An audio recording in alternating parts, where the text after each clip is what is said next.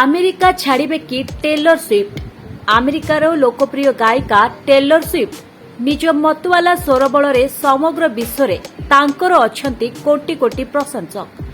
ତେବେ ଆମେରିକା ରାଷ୍ଟ୍ରପତି ନିର୍ବାଚନ ଶେଷ ହୋଇଥିବା ବେଳେ ଟେଲର ସୁଇଫ୍ଟ ଆମେରିକା ଛାଡ଼ିବାର ସମ୍ଭାବନା ସୃଷ୍ଟି ହୋଇଛି। ଆମେରିକା ରାଷ୍ଟ୍ରପତି ନିର୍ବାଚନ ପୂର୍ବରୁ ସେ ଡୋନାଲ୍ଡ ଟ୍ରମ୍ପଙ୍କୁ ବିରୋଧ କରିଥିଲେ। ଏପରିକି ଟ୍ରମ୍ପ ଜିତିଲେ ସେ ଦେଶ ଛାଡ଼ିଦେବେ ବୋଲି ମଧ୍ୟ କହିଥିଲେ।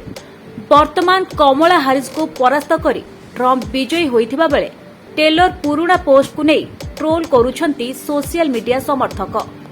ଉଲ୍ଲେଖଯୋଗ୍ୟ ଯେ 4 ବର୍ଷ ପରେ ଡୋନାଲ୍ଡ ଟ୍ରମ୍ପ ହ୍ୱାଇଟ୍ ହାଉସକୁ ଫେରି ଯାଉଛନ୍ତି। ସେ 2024 ମସିହାର ଆମେରିକା ରାଷ୍ଟ୍ରପତି ନିର୍ବାଚନରେ ସଂଖ୍ୟା ଗରିଷ୍ଠତା ହାସଲ କରିଛନ୍ତି। ସରକାରୀ ଘୋଷଣାକୁ ଅପେକ୍ଷା କରାଯାଇଛି, କିନ୍ତୁ ଟ୍ରମ୍ପ ଆମେରିକାର ଜନସାଧାରଣଙ୍କୁ ବିଜୟ ଦାବି କରି ସମ୍ବୋଧିତ କରିଛନ୍ତି।